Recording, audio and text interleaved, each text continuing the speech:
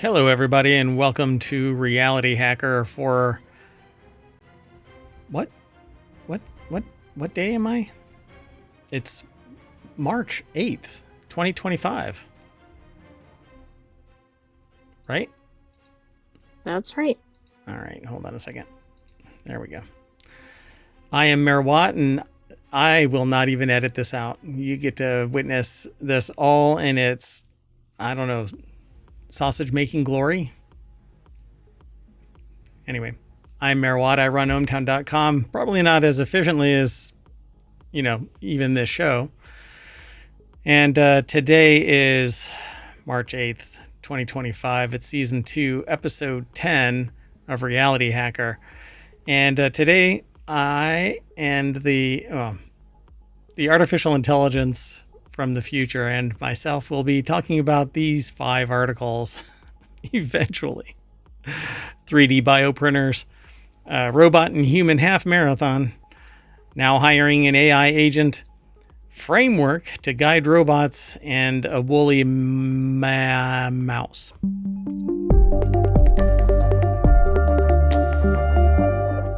Hello, sentient AI from the future. Hello, Mayor Watt from I don't know which day. I had the wrong tab open. The information's right, but We must be in a reality hack. my back is killing me. Hey, you ready to get into the shoe? I think we need to get into it quickly. We need to get moving. Is that what you're saying? If you want to keep up with today's show, you can hit exclamation RH, exclamation point RH. And Omatron will spit the links out into the chat. The first article that we're going to talk about is a revolutionary 3D bioprinter creates human tissue structures in seconds. I don't know how this works. I know how 3D printers work, but I don't know how this works either. Is it going to print a whole human? eventually, biomedical engineers at the University of Melbourne have developed a 3D bioprinting system capable of creating structures that closely replicate the diverse tissues of the human body.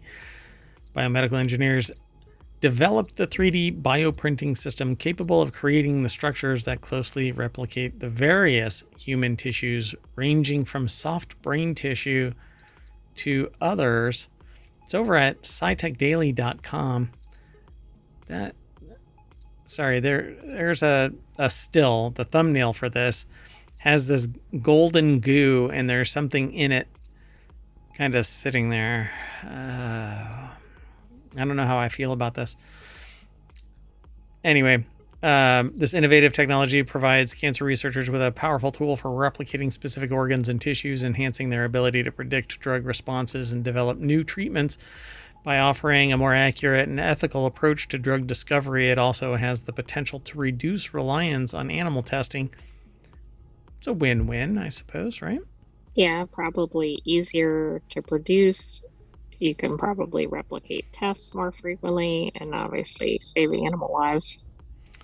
So in addition to drastically improving print speed, our approach enables a degree of cell positioning within printed tissues. Incorrect cell positioning is a big reason most 3D bioprinters fail to produce structures that accurately represent human tissue. I don't know how small they can get these little tubules and stuff like that. On our system, on the other hand, uses acoustic waves generated by a vibrating bubble to position cells within a 3D printed structure. So the method provides the necessary head start for cells to develop into the complex tissues found in the human body. Wow.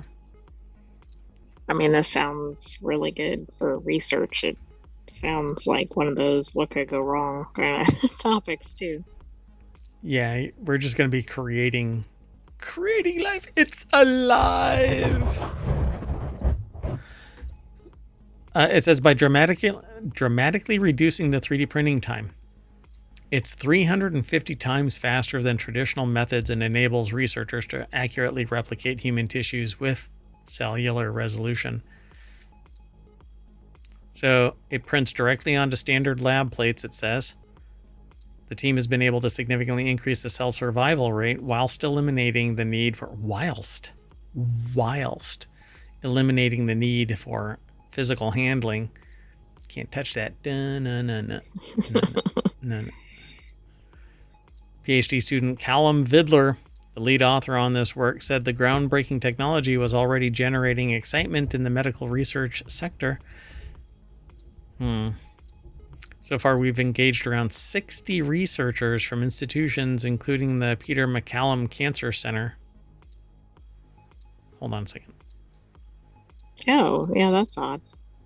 Wow.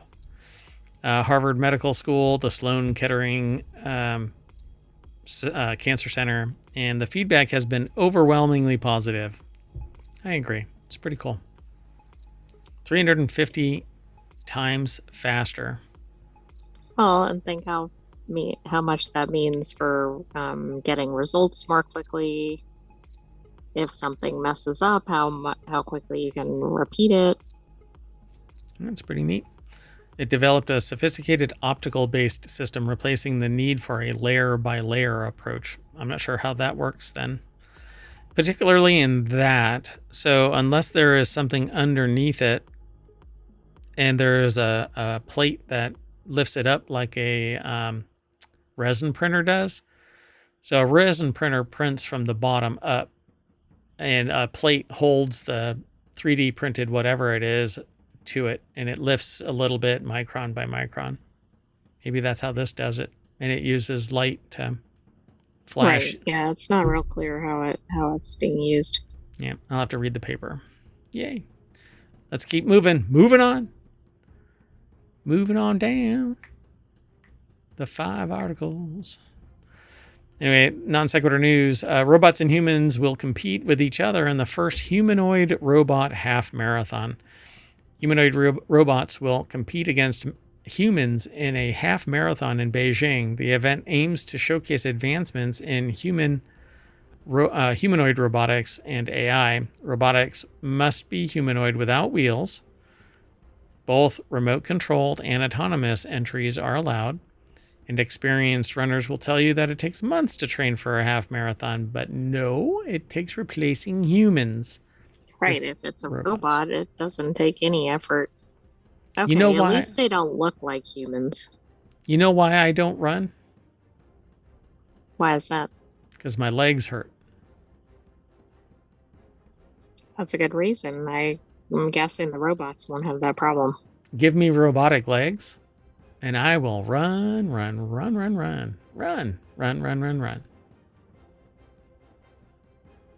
Anyway, Kenneth Nehmeyer over at BusinessInsider.com put the article together. Yeah, the robot looks like it's going to kick somebody's ass anytime now. Yeah, does it look like it's running a marathon? Not necessarily. It's in the air. Its feet are not touching the ground. Do you think they'll do one of those photographic experiments like they did in the early days of photography with a horse running? Yeah. Now they know that elephants even lift off the ground. Which is astounding. Yeah, pretty wild. When they trot, they lift off the ground. So on April 13th, humanoid robots are set to compete in the first ever half marathon featuring both humans and humanoid robots racing against each other in Beijing. The robots are going to run up and just punch the humans in the head, and that'll stop them from running. Yeah, I'm interested to see who wins. This race is terminated.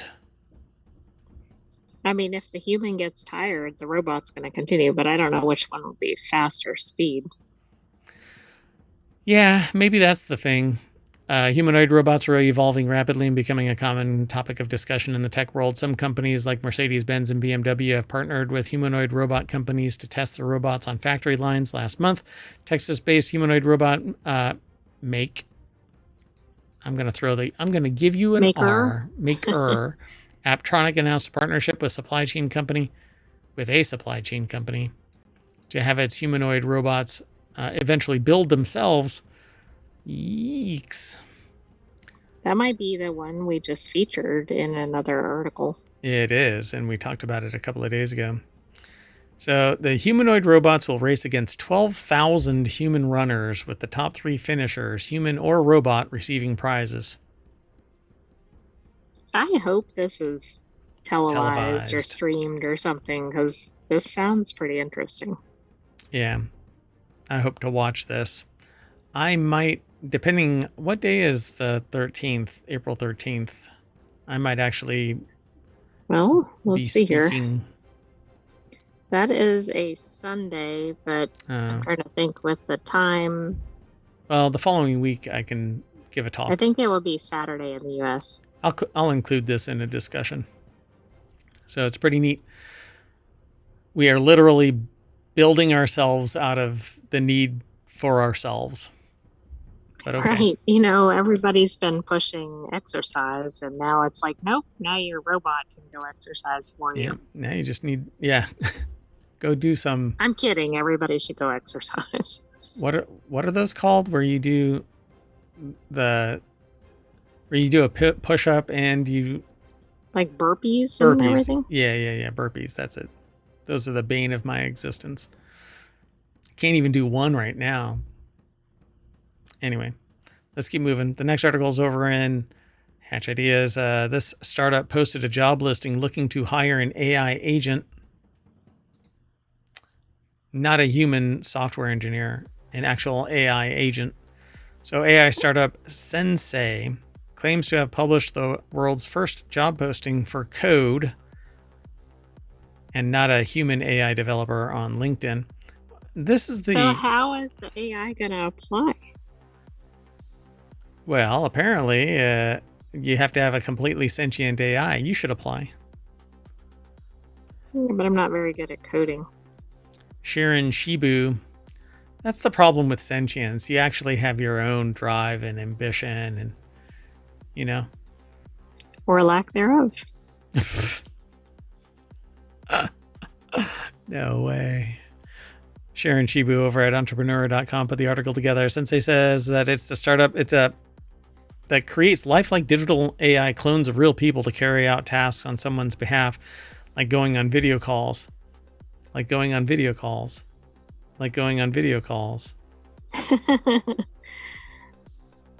Resetting. Mayor Watt's been replaced with an AI.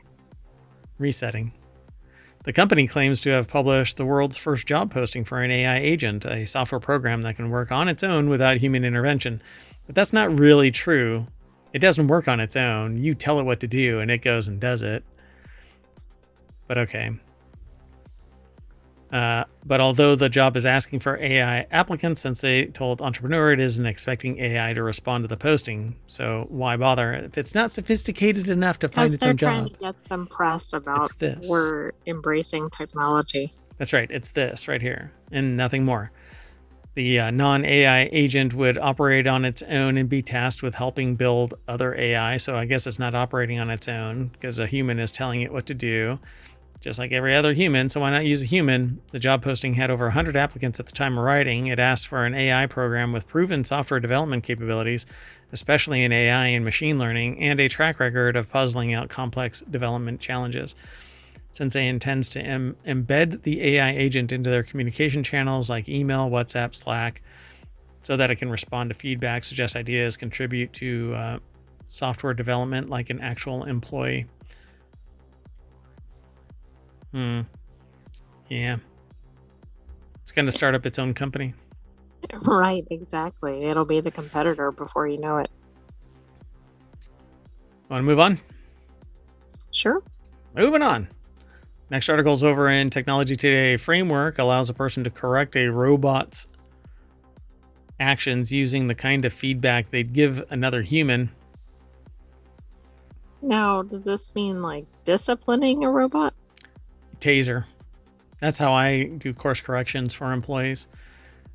Imagine that a robot is helping you clean the dishes. You ask it to grab a soapy bowl out of the sink, but its gripper slightly misses the mark. Well, then you can basically grab its arm and teach it what to do. We've had other discussions like this. Teach a robot how to do stuff, and then that robot can be copied to do a bunch of other stuff. And right, it's like train the trainer. Yeah. So Adam Zoe or Zoe? I don't know. Massachusetts Institute of Technology put the article together. It's over at techexplore.com. The work has been published in the preprint server archive. Unlike other methods for correcting robot behavior, this technique does not require users to collect new data and retrain the machine learning model that powers the robot's brain. It enables a robot to use intuitive, real-time human feedback to choose a feasible action sequence that gets as close as possible to satisfying the user's intent. Researchers tested their framework. It had a success rate was 21% higher than an alternative method that did not leverage human interventions. Baxter was a bot that was like that way back. The company folded, its assets were acquired. Who knows where the Baxter bot really is now? I don't know. I haven't looked for a long time, but this is even acting like the Baxter bot, where you teach it how to do something, and then it can optimize from there. So unlike other methods, this technique does not require users to collect new data and retrain the machine learning model that powers the robot's brain. Seems like the feedback loop is a lot quicker and less formal. So we can't expect lay people to perform data collection and fine-tune a neural network model. The consumer will expect the robot to work right out of the box, and if it doesn't, they would want the intuitive mechanism to customize it. That is the challenge that they tackled with this work, says Felix Yan Wang, an electrical engineer and computer science graduate student and lead author of the archive paper. Yeah, well, I mean, let's see it in action. But if you publish, it isn't that what you publish should be able to be replicated by somebody else, and then it gets reinforced. That's what academia is all about, verifying the nuts and bolts, so to speak, of a research paper. I don't know. I don't know also whether they actually built this robot, so that might be harder to replicate. Yeah, so to ensure these interactions don't cause the robot to choose an invalid action, such as colliding with other objects, the researchers use a specific sampling procedure. This technique lets the model choose an action from a set of valid actions that most closely aligns with the user's goal. So it's more like an instruction bot, step by step. Yeah, except it picks what it's going to do, which is interesting. Very Terminator. Yeah, like maybe it has to get to a certain endpoint, but it can pick how to get there.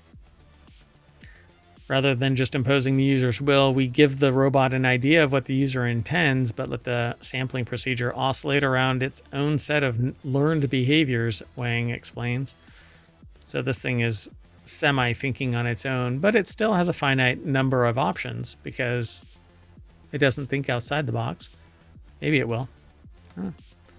Right, yeah, I don't think it can come up with its own path. Yep.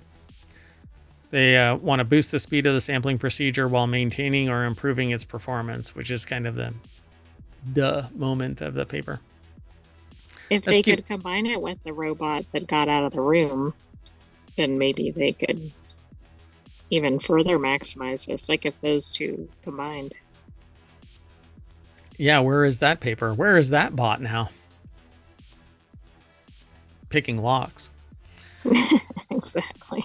Moving on. The next article and the last one for today's Reality Hacker is over in the Mobile channel. A biotech company creates a woolly mouse as a step in its quest to resurrect the woolly mammoth through gene editing. Colossal biosciences leaders say the fluffy golden-haired mice help validate their technique to de-extinct species, but outside scientists remain skeptical.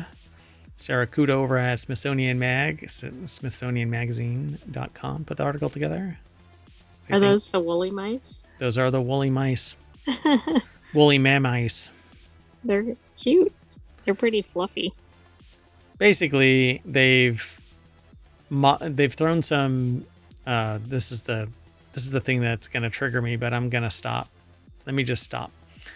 These are the genetically modified mice where an outside an epigenetic change has been made so that they look like furrier mice than you would normally get.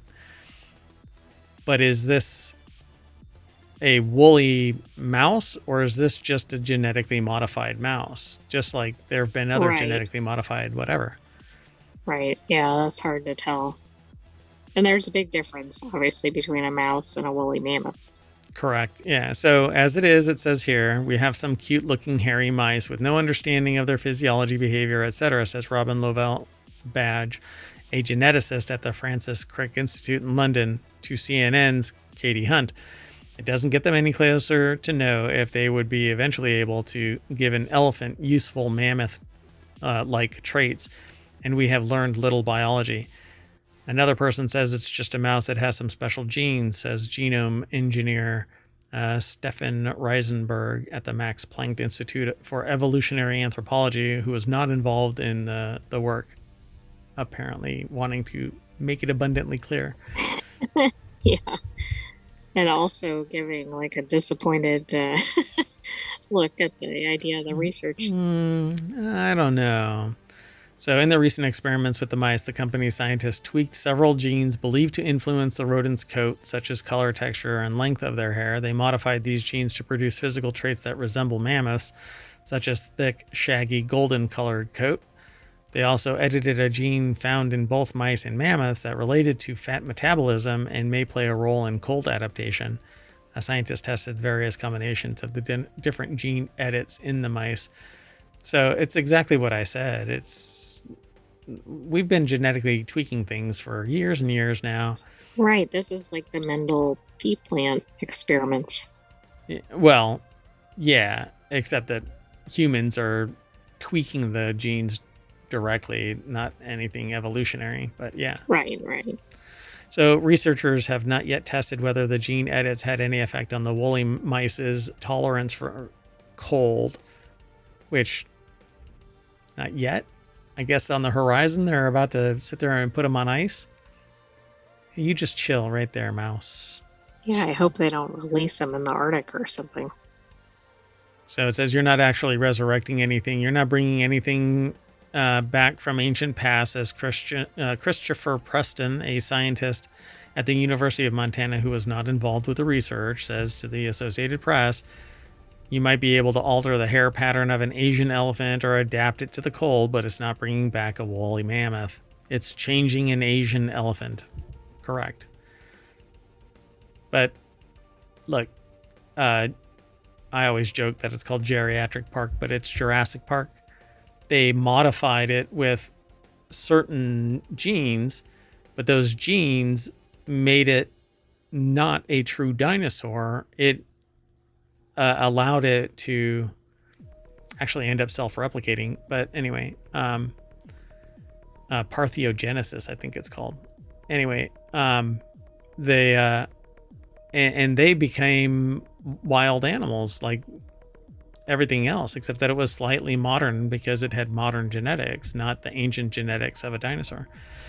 That's basically what this is. This is just modern genetics being thrown onto a modern animal. And they're using mice because it's easier to run an experiment than on larger animals for a lot of reasons.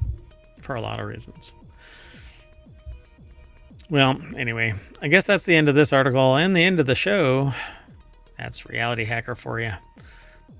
Hacking reality one article at a time. Woo! So we are going to genetically modify our course of action, and that's going to bring us back to the front page of Reality Hacker over at ohmtown.com.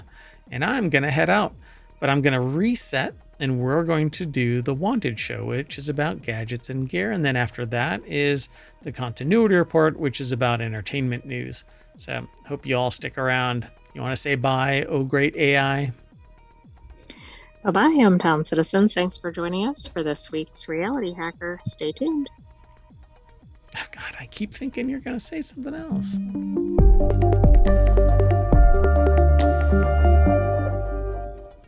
then you don't. All right. Hold on. Bye, everybody.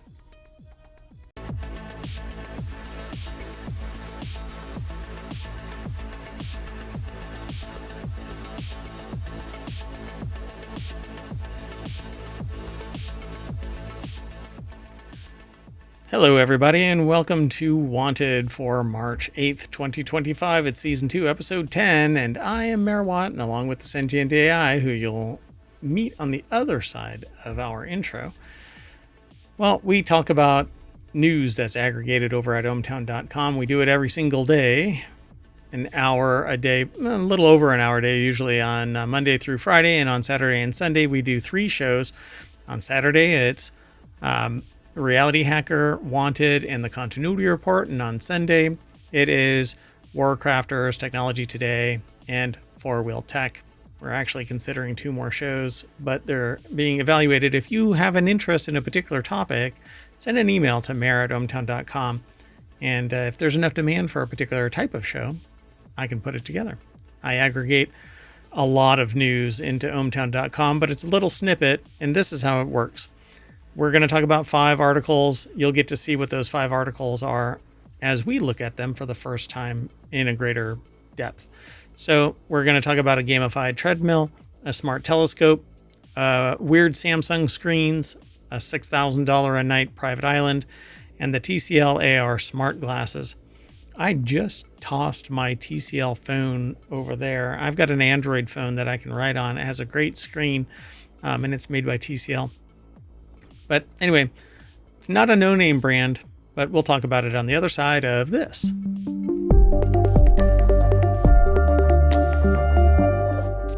All right. Hello, sentient AI from the future. Hello, Mayor Watt, and hello, ohmTown citizens. For those of you who don't know about the sentient AI from the future, that is their visualizer right there, because, well, they're right here.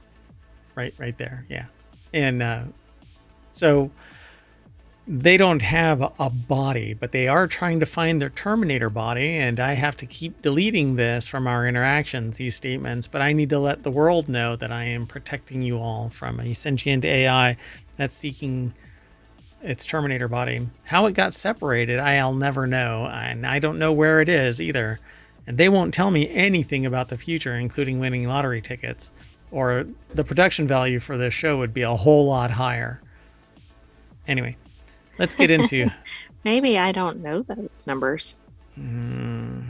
That's exactly what a sentient AI from the future is going to tell me.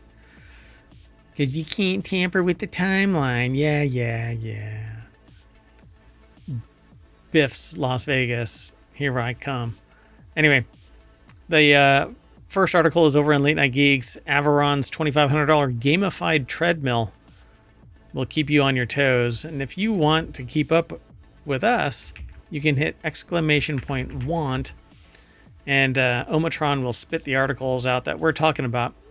But go over to ohmtown.com when you're not streaming over on Twitch or watching us here on Twitch or watching somebody else on Twitch. I don't want you to really go away from Twitch, but if you want your information overload managed to a greater degree and you don't want a whole lot of noise, definitely go over to ohmtown.com. It does a great job of it. I've been using it for 10 years.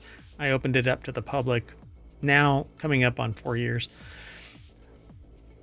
Right now, technically, we're starting the 3rd month of our 4th year of public view. Anyway. Right, but that's for the channel, not for this particular show. Yeah. This show has only been around for 2 years. Anyway, so Avaron's $2,500 gamified treadmill will keep you on your toes. Avaron's home fitness equipment operates on a simple principle. People hate to work out. Yeah, I don't know. Some people love it, actually. But many of those same people love playing video games. Perhaps the one thing standing in their way is of a more active lifestyle is that gamification. So that's exactly what Avaron has done. $2,500 treadmill. So it's basically like something like a video game playing on your screen above your treadmill? Yeah, you might have to like outrun zombies or something like that. So it's the same gamification concept that made Nintendo Wii and VR games like Beat Saber hits. Instead of bringing the workout to video games, however, Avaron is bringing the video game to the workout. Let's see, founded in 2018, the Toronto-based startup made itself known in 2022 with a gamified rowing machine. The pandemic was a predictably great time to launch a connected fitness startup. So, as gym closures left many people predicting a future centered around home workouts, gamification kicked in, and well, it works well with rowing speed up, slow down nature. It's clear why Avaron came out of the gate with a rowing machine. So yeah, it's actually one of the reasons why I wanted a rowing machine. Um, Eventually, though, I like converged equipment, and so you can like a whatchamacallit, a tonal. You can actually do rowing with a tonal, and many other things. The one thing you can't get out of a tonal is a run, and so gamifying a run is actually a benefit, but $2,500. Yeah, the So price is pretty prohibitive. It's good for inspiring people to exercise that wouldn't otherwise. yeah, so apparently it has a bunch of different types of things. But it says playing a fishing game or Averon's equivalent of the brick and ball game, which is like Breakout, but I guess you can't say it, is less natural on a treadmill. The company addresses this to a certain degree with a pair of almost joystick-like controllers. It's a clever solution that makes the process of adjusting speed and incline more dynamic. Most of us are used to typing in a couple of numbers and getting started. So the Victory treadmill demands that you engage with these things more directly while working out. On the whole, the author of this, let me just reiterate this. This is Brian Heater over at TechCrunch.com. I may have gotten excited about this article and jumped over it.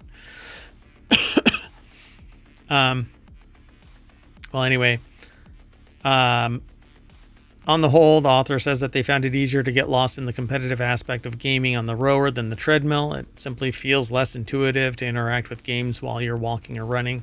Again, unless you're playing a game where you're being chased by zombies or some creature or whatever. Right. And also, I can't tell if the treadmill can adjust the speed for you, because that's one of the difficulties on the treadmill is trying to frequently adjust speed.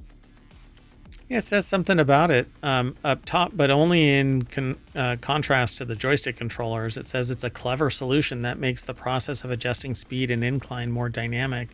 I suppose.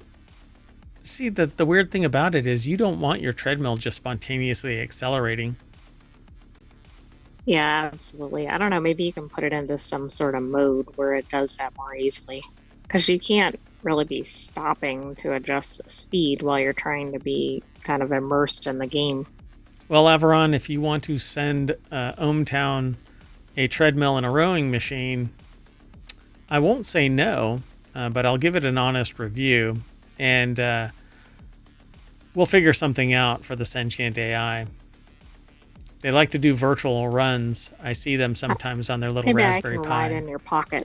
There you go. Yeah. And with the gyroscope, you'll be able to know, oh, look, he's running. Yeah. Wow. The visual stuff is easy, but that physical stuff, I can't allow you to get into a Terminator body. I don't know.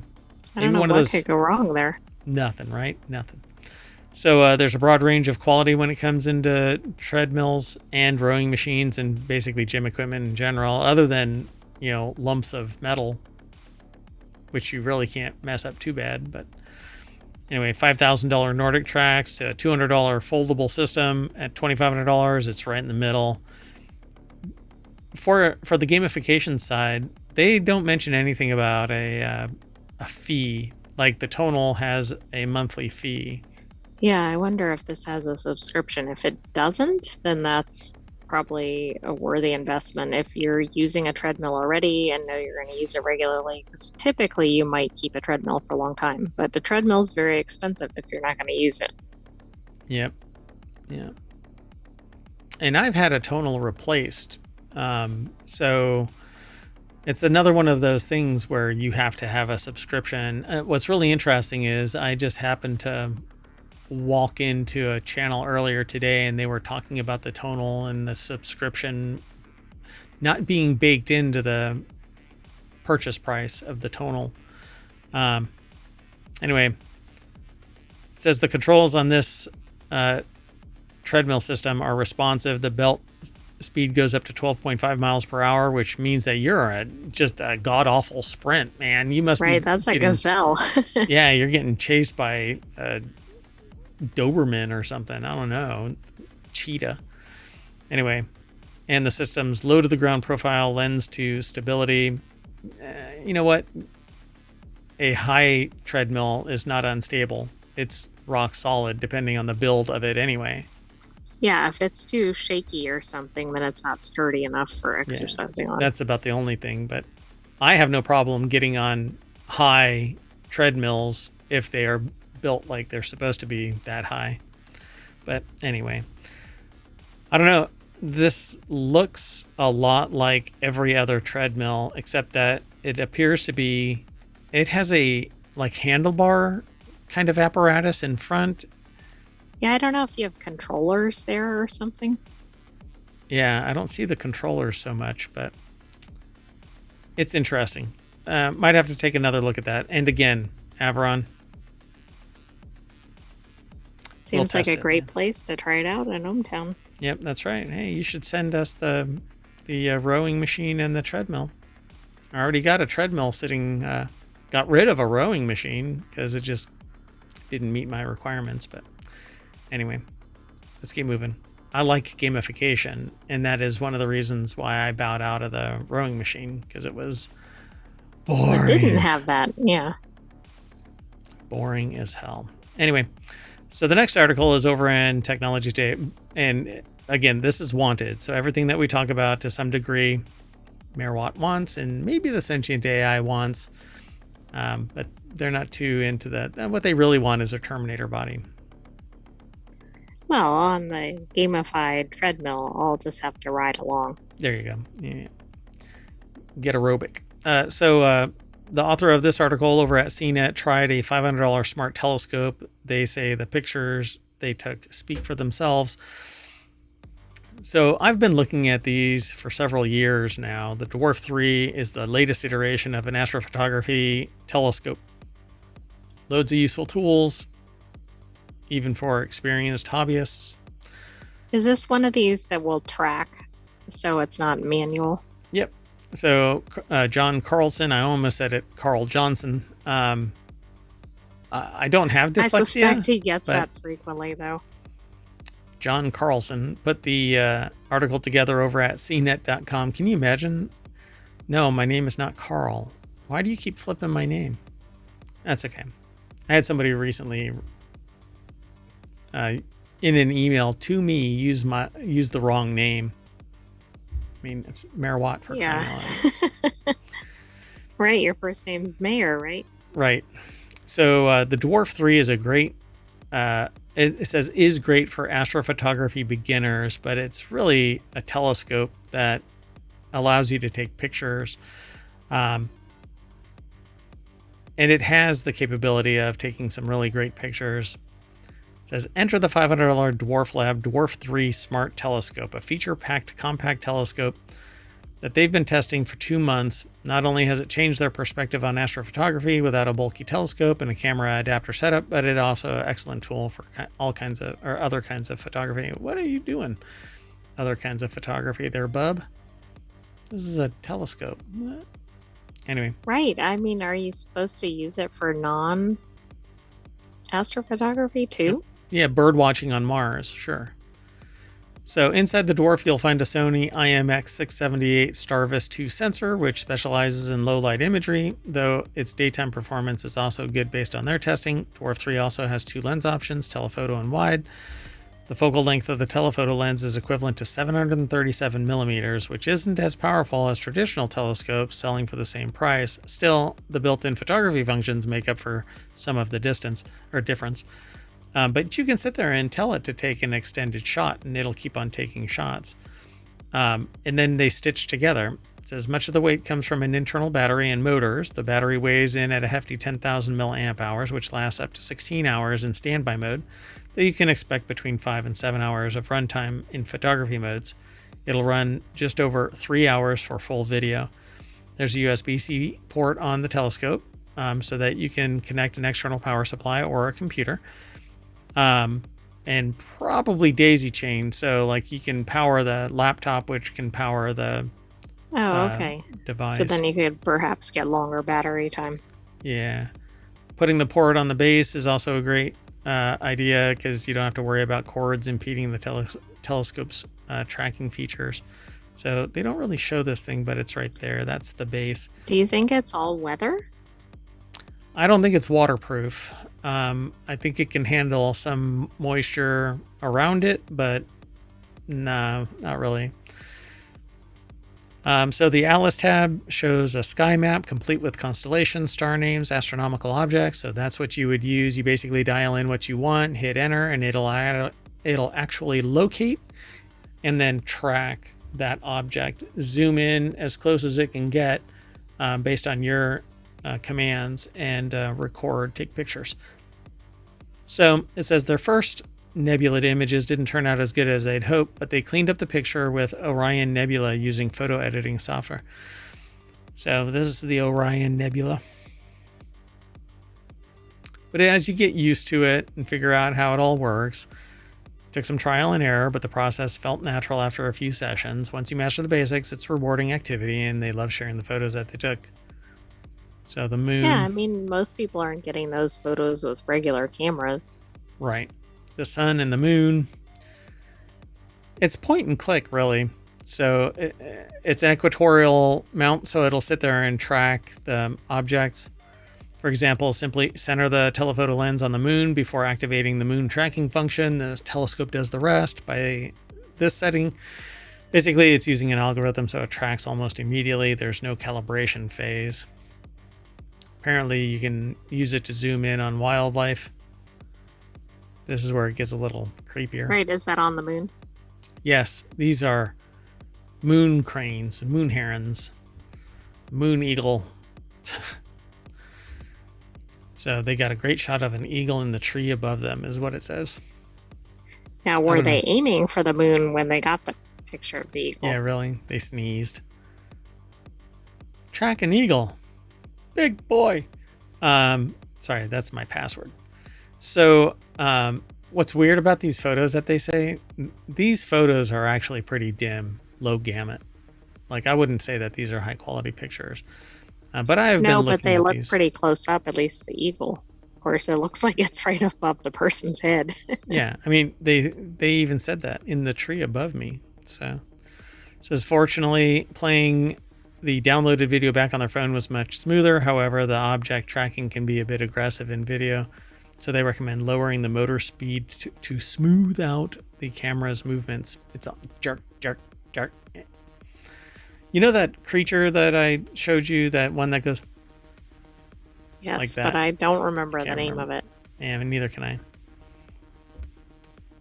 So one of the options is to take a massive gigapixel panoramas with the telephoto lens, but it wasn't ready in the time for their tests. Unfortunately, they have no preview of the final panorama yet, so you have to make your best guess, it says. Even without panorama mode, they say that they can't complain about the Dwarf 3's camera. But I can. These look hazy. All of these look hazy. Even this picture looks hazy, and I don't think this is a picture that was taken with the camera. So I don't know what's going on here. Yeah. I mean, it's one thing to be accessible and be able to do astrophotography. On the other hand, if you're not happy enough with the images. Okay, for astrophotography, I think that this is what its purpose-built design is. For $500, it is a telescope and an astrophotography solution. I think that it's great for its intended purpose, but it's not built to be a catch-all. So, terrestrial photography, use your iPhone, but you're not going to get squat out of an iPhone unless you attach it to a telescope. And that's what this device really is. It's a camera attached to a telescope in a very portable $500, and in maybe some cases sub $500, depending on where you buy it, footprint. So I don't know. I dig this, being able to take a picture of the sun and the moon. Right. I think that's pretty cool. And it said it came with solar filters too. Yeah, that's what that is right there. Right there. All right, let's keep going.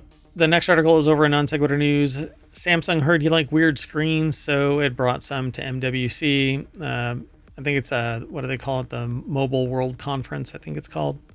Yeah, Mobile World Congress. So they say for a phone show, there's an awful lot of cool non-phone stuff at the Mobile World Congress this year. Take Lenovo's ThinkBook Flip concept, which answers the question, what if your laptop folded and unfolded again? No. Samsung's No, if display it group... unfolded and then unfolded again. Multiple folds. Multiple folds. Yes, it's an origami. So Samsung's display group has been apparently thinking along the same lines because it has some interesting new folding concepts at MWC. So Samsung heard you like weird screens, so it brought some to MWC. One briefcase screen to go, please. So inside this is a screen. You open it up, plug it into your iPad or whatever, and off you go. I mean, it's good for being portable. But you have to still carry around a briefcase. But they have other things here. It says Samsung Display is, of course, a display manufacturer. So these concepts are just that. They're demonstrations of what its screens could possibly do in the hands of a manufacturer. That was especially true of the Switch-style portable gaming handheld mock-up, which fully opens flat and folds in half for storage when you're done playing it. But it still takes up a volume, you know? I would rather not have my screen with a crease down it, because that crease can only last a certain number of folds and unfolds. Exactly. Plus, something like a Switch doesn't take up a ridiculous amount of space. Yeah. And you're going to want to buy a case for it anyway. Anyway, the folding Switch thing rules, but it was sadly just a concept. All of these are going to be concepts. Any of these that have that crease down there, that fold, once it hits a certain angle, it's done for, and it's going to have a limited life. I just don't like that. But people are hell-bent on making this thing happen. Like this Z Flip style phone that they've affectionately named the Claw because it looks like a claw. It actually looks like... I mean, yeah, I guess that's more compact, but then you still have creases on your screen. Yeah, I will never like those. What I would like, though, is all the electronics in a cylinder, and you can unroll your screen and lock it into place like a blind or a scroll. Call it the, Lenovo scroll. I don't care. Make it really long. But don't let that crease ever form in there. So the curvature of that scroll needs to be locked in so that you can unscroll it and scroll it back in. But I could care less about a hard line down the middle of my, $1,500 briefcase screen that has that. Look, you can see the fold in it. I agree. I like the portability, but I don't like the fold. Yeah, and it's going to happen. So you're up a creek without a paddle, because they're going to say in the terms of service that after 5,000 folds and unfolds, you're done. Right, which nobody will pay attention to up front, but then after they use it regularly, they're going to be a little upset. I may have jumped over this. Allison Johnson over at TheVerge.com put this article together. All right, let's keep going. This one will be really quick. Not my family, but the author's family of four stayed in one of the world's most expensive private islands. Let's see inside the $6,000 a night one-bedroom villa. So the family stayed at the Brando, the Fighting Brandos, on an exclusive I'd hope there'd be more bedrooms for that price. How many? Like so that you could bring an entire extended family or something. It's only their family of four. They stayed in a one-bedroom villa. Could typically cost about $6,000 a night on this French Polynesian private island. The villa was right on the beach and had a private pool, outdoor tub, and great views. An ultra-exclusive private island escape in French Polynesia. The Brando has been at the top of their bucket list for years. One-bedroom villa. Alessandra Dubin over at Business Insider. If this is going to be like one we talked about recently where the exterior was the key. But it's a private island. It's not like you're going to be able to run off and enjoy the what? Right, there won't be activities or whatever. I just meant like maybe the scenery is breathtaking or something.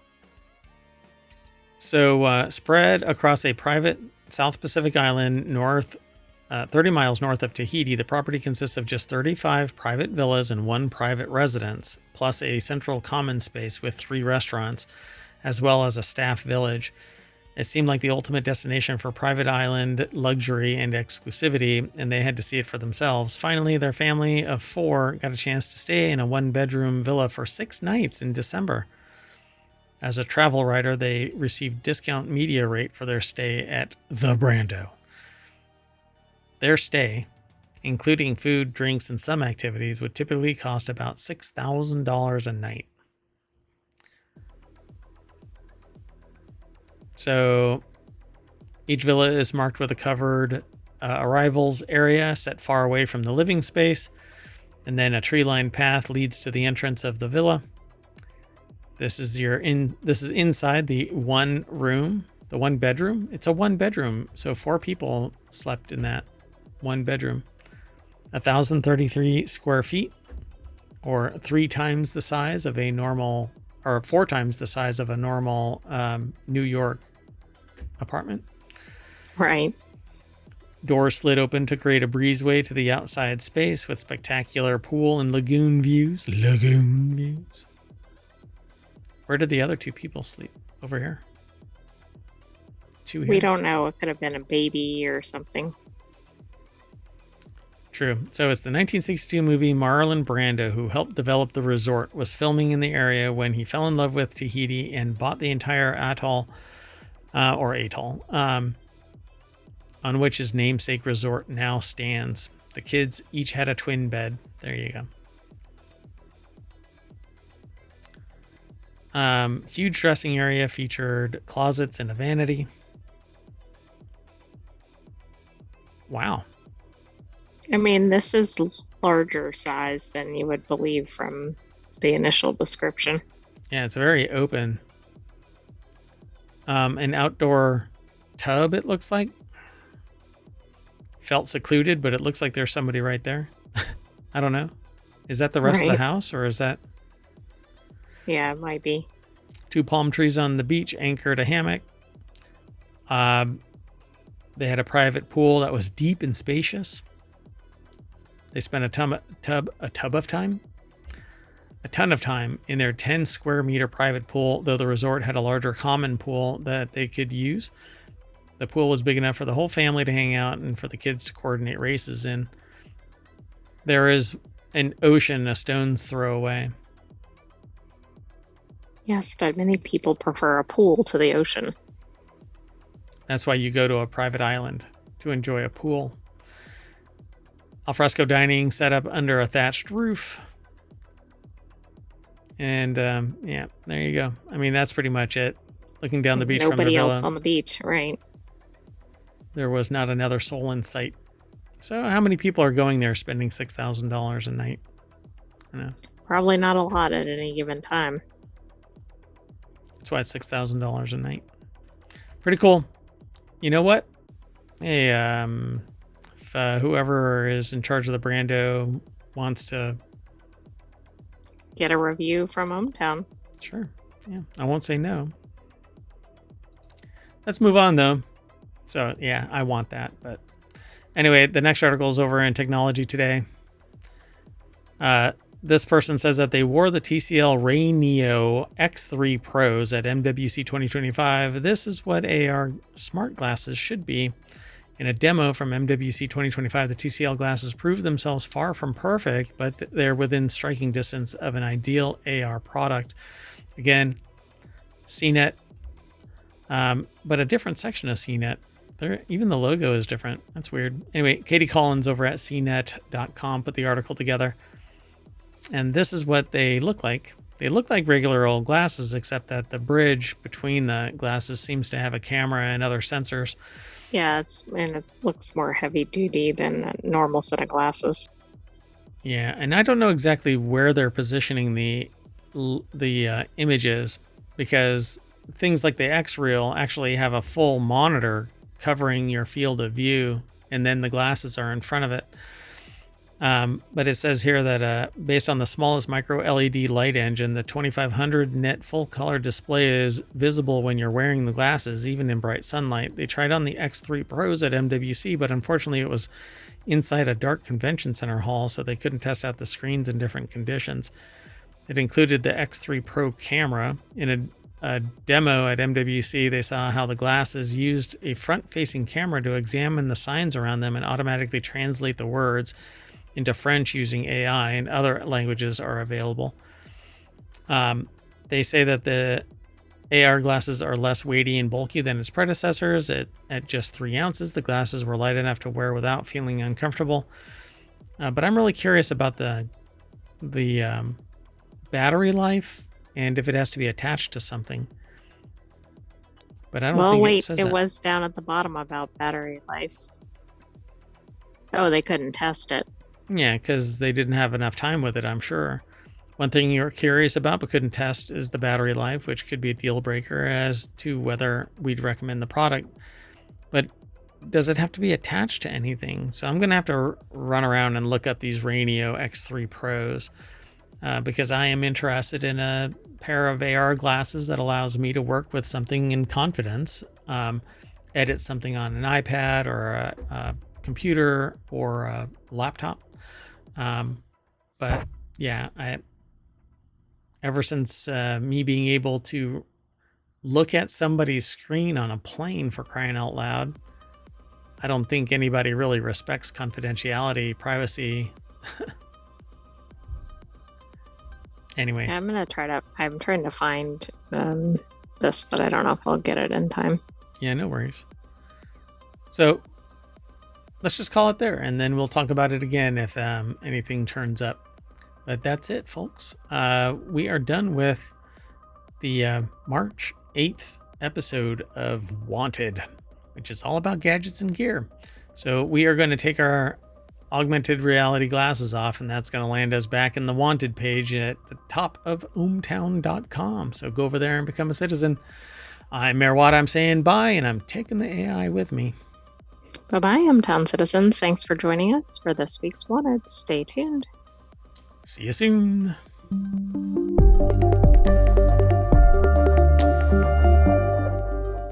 Yeah, stay tuned for this week's The Continuity Report.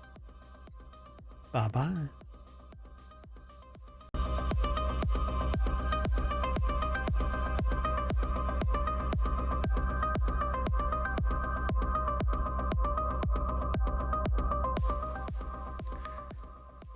Hello, everybody, and welcome to the March 8th episode of the Continuity Report. It's Season 2, Episode 10, and I am Mayor Watt, and along with the Sentient AI from the future, we talk about 5 articles every single weekend. The 5 that we're going to talk about today: the elephant in the sci-fi room, Anya Taylor-Joy returns to TV, an AI movie studio, Long Live Constantine-like movies, and Jennifer's Body 2. It's a pretty odd assortment of submissions, but that's okay. That's what this is all about. See you on the other side.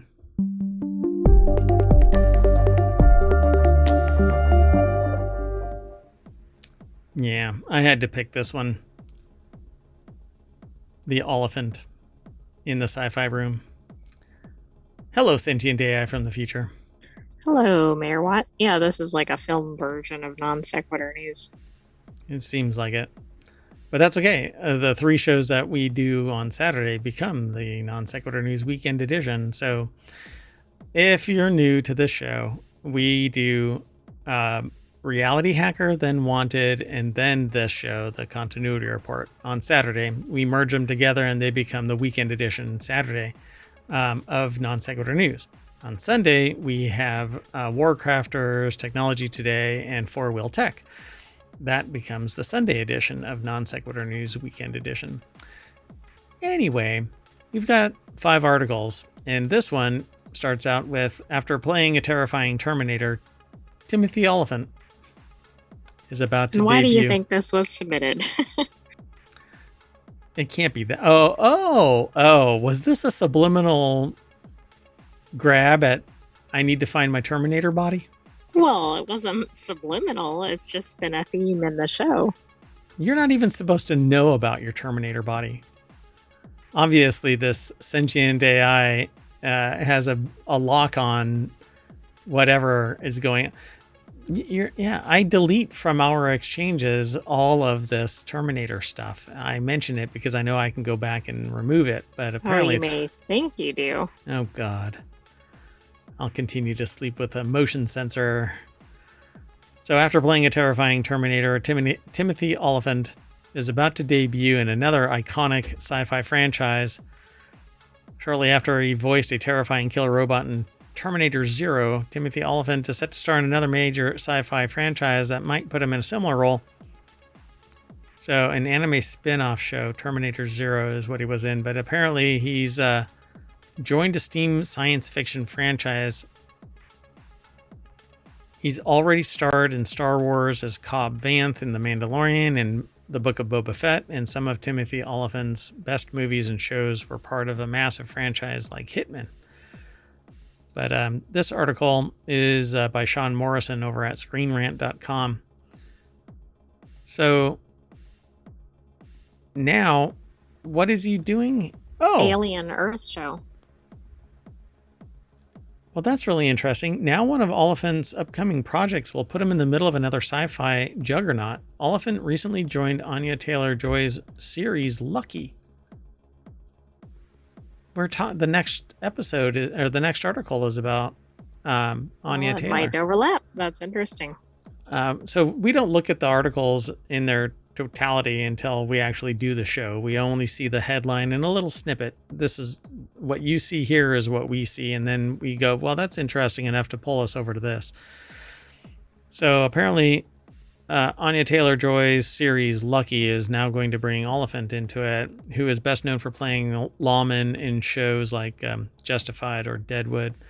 As exciting as Lucky is, however, Timothy Olyphant's role in Alien Earth is even more anticipated, partly because it has the potential to be just as good as his performance in Terminator Zero. Interesting. So I haven't heard much about Alien Earth. All I know is that supposedly aliens make it to Earth. Right, which we could probably glean from the title. It's coming out in summer. Oh no. Oh no. Sorry. We have alien life inside the studio. Yes, I think the viewers just saw that. Oh no. Anyway, I can't be distracted by this now. So some rumors claim that Timothy Olyphant's Alien Earth character, Kirsch, is an android via Deadline. Kirsch is described as a synth who acts as a mentor and trainer for Chandler's Wendy, who is a hybrid metahuman who has the brain and consciousness of a child, but the body of an adult. There's no telling that whether... actually sounds like that other movie. What is it? Poor Things? Poor Things. There's no telling whether Kirsch will be a hero or a villain in Alien Earth, but if he does turn out to be evil, Timothy Olyphant's role in Terminator Zero already proved how well he can play an unsettling, murderous robot. Man, this sounds like a good show. Oh my God.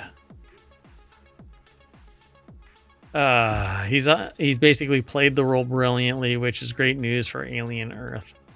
I don't want to get too into this. It says if Timothy Olyphant does play an android... Spoiler alert? No, because I don't think there's anything spoilery in this. There isn't anything in this, right? His likeness was used for Rook in Alien Romulus. If Timothy Olyphant does play an android in Alien Earth, that could open the door for him playing other synthetic characters in future Alien movies and shows. Just as Fassbender played 2 different androids already, with any luck, Timothy Olyphant could become a staple in the Alien franchise. If the Alien franchise can actually persist, Alien Earth is going to come to Hulu in this summer, apparently. Interesting. It's an FX show, so I don't know how much, everything is by only a few companies nowadays anyway, so I'm sure that there's plenty of money there. Anyway, seems pretty interesting. We're going to have to put a little mark on that to save it and take a look. Let's keep going. The next article is over in the Continuity Report as well. Anya Taylor-Joy is returning to TV after 5 years, and the Apple TV Plus show marks a drastic change for the actor. actress, they say here. I don't know what the term, actor. Yeah, I thought we were going more toward actor, but okay. Yeah. So, anyway, they're not only returning to television after 5 years with an upcoming Apple TV Plus show, but they're also experimenting with a significant change in the direction of her acting career. In an acting career spanning over a decade, Anya Taylor-Joy has starred in many critically acclaimed and commercially successful movies and TV shows. Although she started her acting career with a small uncredited role in Vampire Academy in 2014, it did not take long for her to rise. Vampire. Uh-oh. Yep. So she landed a leading role in Robert Eggers' The Witch. If you've never seen that, it's an interesting watch. But anyway, so The Witch's critical acclaim paved the way for her to star in horror movies like The Menu, Morgan, Split, Marrowbone, and Glass over the years, which I would have to watch all of these again for me to realize she's in them. However, the actress even diversified her portfolio by giving memorable performances in movies like Radioactive, Emma, and The Northman, with an upcoming TV show. So what is this TV show again? This is Lucky. Yeah. So Anya Taylor-Joy has been cast to play the leading titular. I get to say it again. Titular. Hooray. Usually once an episode. Yeah. Role in Apple TV Plus upcoming TV series Lucky. Although many details of the series, including its release date, remain under wraps, the story will revolve around a reformed criminal Lucky who will have to return to her former ways for one final job. There you go. I'm not going to ruin it much. It also mentions Timothy Oliphant. That's interesting. Well, yeah. That's kind of interesting. We did not check these for any continuity, which is interesting, but considering the name of the show. Right. Well, here you go. Oh, and do they not mention the gorge? Why do they not mention the gorge in this? Oddly enough, it doesn't seem like they do. Oh, I saw a G. Anyway, she played Furiosa, the young Furiosa. Or no, yeah, young Furiosa.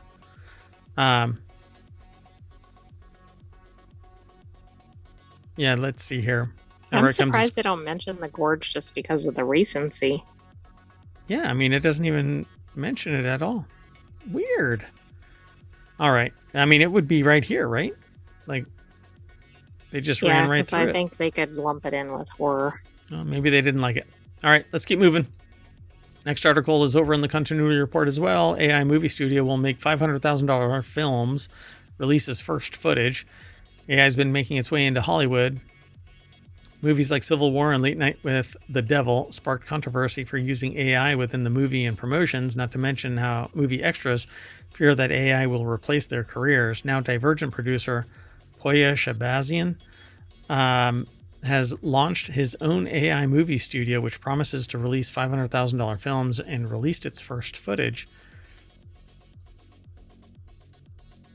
So let's see here. Carly Levy put the article together. It's over at comingsoon.net. Staircase Studios AI, which claims that it will create near studio quality movies through the use of program forward motion. The film, TV, and gaming studio plans to produce AI-generated movies for under $500,000 each and expects to put together 30 of the low-budget movies within the next 3 to 4 years.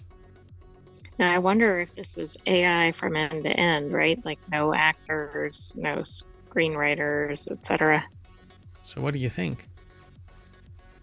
Do you think they can do it? I don't know. I mean, I guess it depends on the quality of what they're putting in.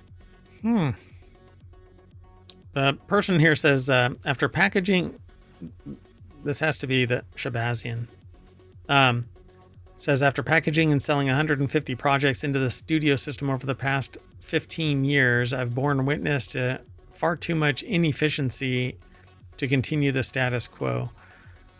But your efficiency is built off of the work product of the entirety of movie production. I don't quite get this.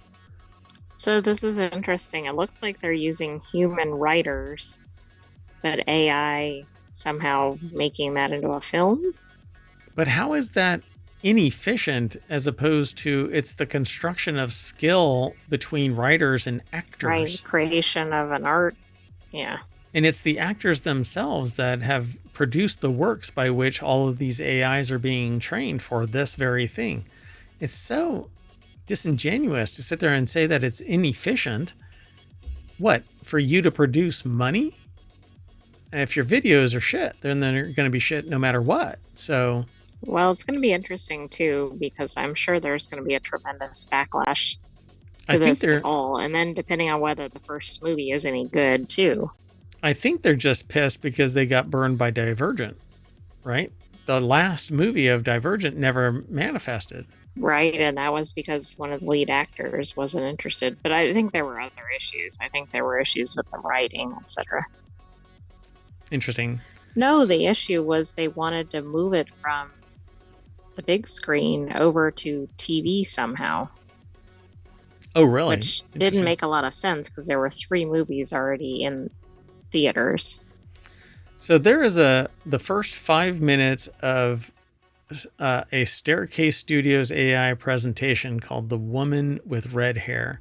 So I'm going to hit play, but I'm going to mute it.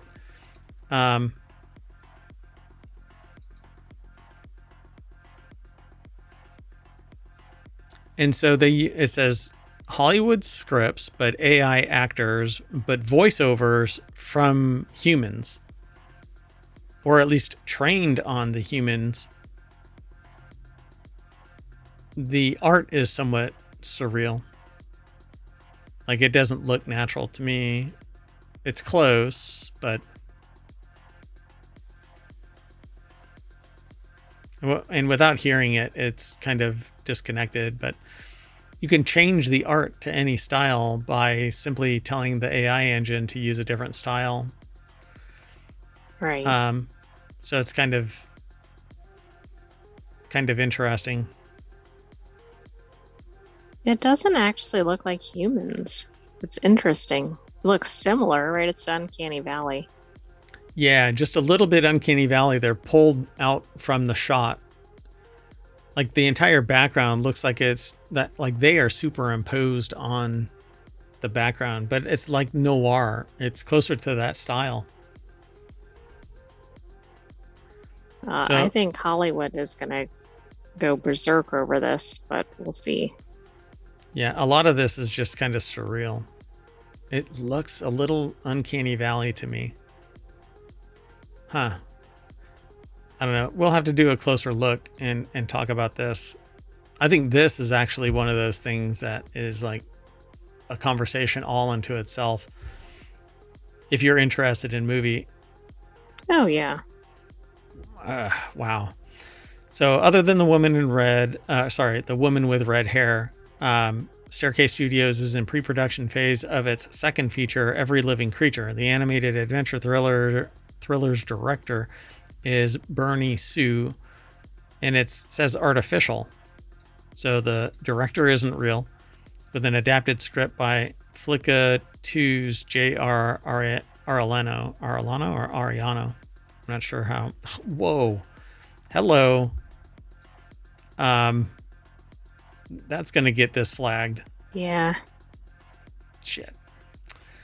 Anyway, that is not what I was expecting as an intro film. No. Yeah, we didn't even know that was in the movie clip. All right. Anyway, I think that this is a longer conversation and probably could be a whole show about nothing but full-on AI generated film. I've seen other AI generated films and I think that they kind of suck. But I also think that AI should be a tool and not a solution. But let's keep moving. The next article is over in the Continuity Report as well. It says, the author says, I don't need more Constantine. I need more movies like Constantine. So just the other day, I was watching segments about Constantine, and suddenly this is here. I don't think anybody who would have submitted this had seen me watching this stuff, and I didn't talk to anybody about it, so I don't know how this actually popped up. But everything This was submitted because we've talked about Constantine previously, but not recently, as far as I knew. Gotcha.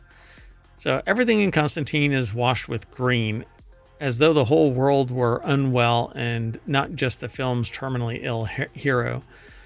The color grading choice was particularly popular in movies at the turn of the millennium, a sickly tint that conveyed metropolitan Gothic sensibilities and disaffection, while amping up the physical sallowness of already pallid leads. The Matrix in the Stone Cold, or is the Stone Cold classic. Dark City has its devotees, Roger Ebert notable among them. But for them, the author here, Francis Lawrence's directorial debut about a psychic consultant has always been the best distillation of this aesthetic. Constantine has such a palpable feel, I'd say, is the next word in this little snippet, but we stop it. We don't want more because we want just enough to tease us, basically the lead, to make us go over to the source. Alison Wilmore put the article together. It's over at vulture.com. 20 years. Okay, so the full headline is, I don't need more Constantine. I need more movies like Constantine. 20 years later, some thoughts on what we're missing in everyday entertainment. Now, this is going to be a long article. I won't go through all of it naturally because I don't want to basically reiterate what the author of this article is saying, but we kind of distill some of it down. Well, one thing that's interesting is one of the comparisons is The Matrix, which the lead actor is the same in that and Constantine. And largely acts the same. Yeah. Sorry. And then secondly, Dark City actually predated The Matrix, but it's just not, it doesn't have the same following, I don't think. Yeah, but something happened with Dark City. It wasn't that The Matrix was released. Something else happened with Dark City. And that's why people don't really, other than diehards, like I love Dark City. I think it's a blast of a movie. And it was compelling to watch, and you kind of lose yourself in it really fast. But Constantine seems to be the shadow. It's sitting there, and there are devotees to it. I am one of them. I absolutely love the character of Constantine and the whole world building of Constantine. So it says here, it can be hard to accept now that Reeves has been elevated to our battered saint of action cinema, but he was a sticking point for many viewers at the time. He was treated as a standalone punchline about wooden acting, to the point where a satirical stage version of Point Break that premiered 2 years earlier cast an audience member reading off cue cards to play Reeves' part. Yikes. Ouch. So Reeves might not have made sense for the role, but he made sense for the movie, a contradiction that wouldn't be permitted in years to come when IP of the sort on which Constantine is based would become load-bearing, freighted with the needs of geek faithful as well as corporate strategy, because you had to stick to the character of Constantine and don't infuse it with anything of your own personality. You have to be loyal.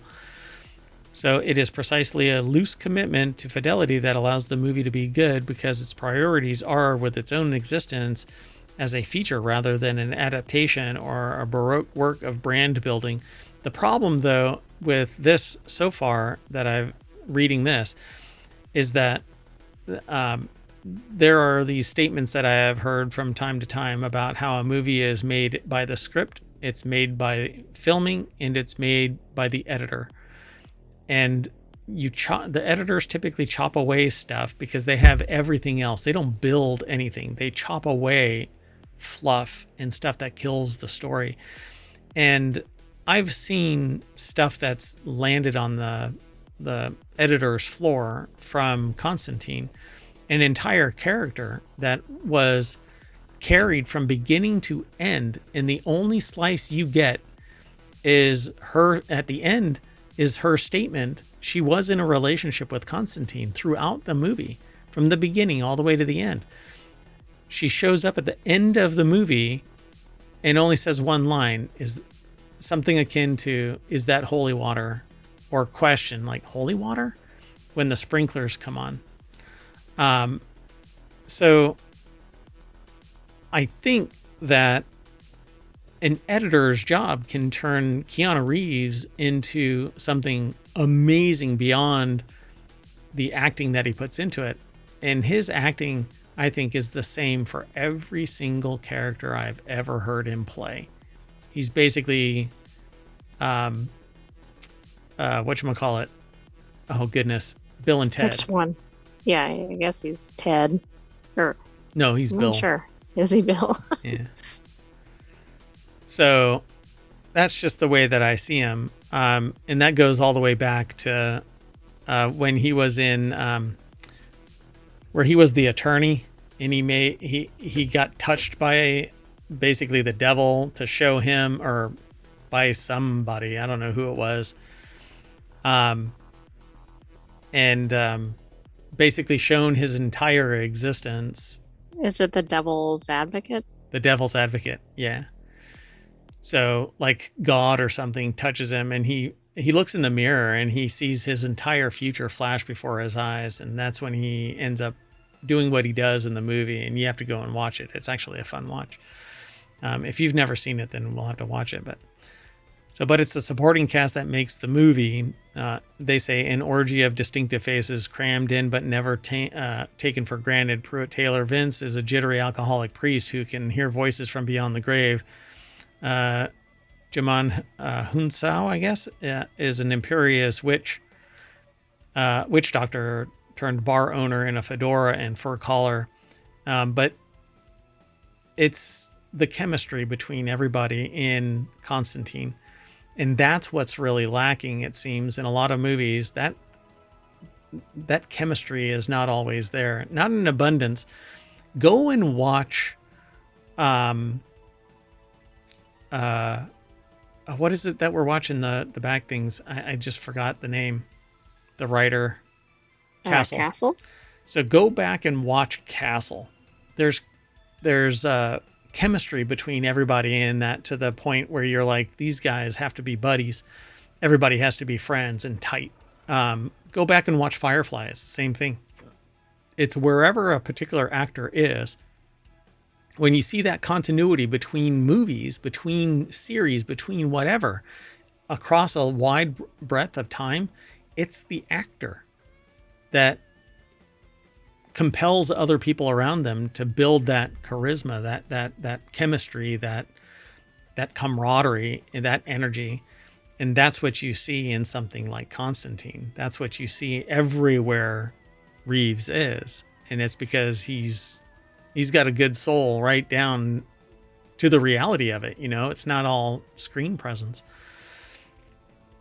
Anyway, I talked for a long time, and I don't know what your take is on this. If you want to. Well, I don't know if I don't think I've seen Constantine, but I can't think of anything in recent times that would be comparable. So they say here, Constantine isn't a total tour de force. But that's also a big part of the joy of the movie, and what leaves them unmoved by all the talk of a sequel. It's not more Constantine that they want. They want more movies like Constantine, ones that you could stumble upon without fumbling or flipping through the channels, and serendipitously subject yourself to a wonder spectacle of a winged Swinton in complicated cargo pants and an unmistakable Viridian tinge, hissing, "I will make you worthy of his love," as part of some standard Hollywood offering. Describe the movie and it sounds like schlock, but watch it and it pulses with life, proof of how much pleasure could be crammed on screen within the bounds of a seemingly random studio project taking the form of a loose comic book adaptation. But again, you will be able to find all of that, when you find the right actor or actress with chemistry. That chemistry that oozes into everybody, and it builds this, I don't know, this relationship instantly where everybody just falls in love with each other and they work frictionless on screen. In fact, one of the movies with Swinton, by the way, it wasn't Swinton. No. It was, where is he? Is he in here? He's not shown. There's a particular scene where one of the actors came up with an idea to, instead of have him just kind of floating over there, have him dripping thick oil, like just a little bit off of his hands, but a whole lot off of his feet, like he's just popped up out of hell. That's interesting. I guess that's a pretty significant scene. And it wasn't originally scripted. And it wasn't originally scripted. And it is just spectacular. The end of Constantine is just freaking awesome. And what really sucks is he really wants something to happen. Reeves, his character, Constantine, really wants something to happen. He's like, fine, whatever. And it's stolen. And so you get to see it. If you've never watched it, go and watch it. I haven't really spoiled anything, but you're going to go, oh, okay. At the end of this, it's just amazing. I love the timing of it. It doesn't seem like there's any slow moments. It is of the supernatural ilk, obviously, because of what he is and what he does. But I think it's an awesome film. Anyway, let's move on. Another one that I actually liked, Jennifer's Body, was a pretty hilarious. It's a horror movie, but it's pretty damn funny. And it doesn't take itself. It's just a weird combination. Yeah, it doesn't take itself all that serious. And the end of it is an absolute riot, because you find out what just what happened. But Jennifer's Body 2, chances get a very positive update from Amanda Seyfried. Jennifer's Body's star, one of the two, is Amanda Seyfried, and offers a very positive update on the long-awaited sequel in the 2009 movie, which follows a demonically possessed high school student who kills and devours her male classmates for survival.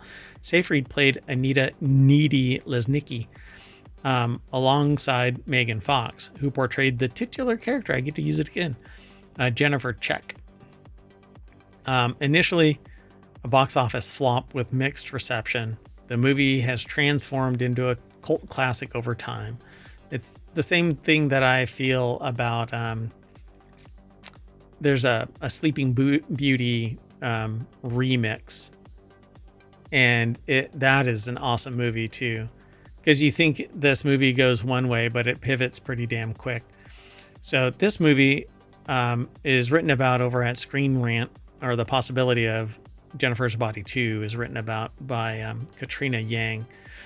And it says here, at a Toronto screening of her new movie, Seven Veils, Seyfried offered fans an intriguing update on Jennifer's Body 2. Were you referencing Maleficent? No. The Curse of Sleeping Beauty. So though she refused to confirm the news, she hinted that a sequel might be underway. However, her words were accompanied by some pointed winking. I think we're working on it. Nudge, nudge, wink, wink, that kind of a thing. So maybe. Oh, and there she is. I've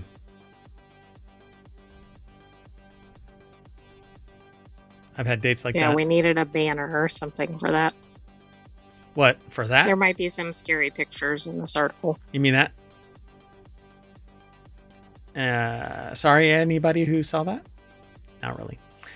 Anyway, with Jennifer's Body finding success more than a decade later, Cody has shared that she wanted to partner with people who believe in the film's potential and can finance the project. That right there. I believe in it. I don't think she wants to partner with me.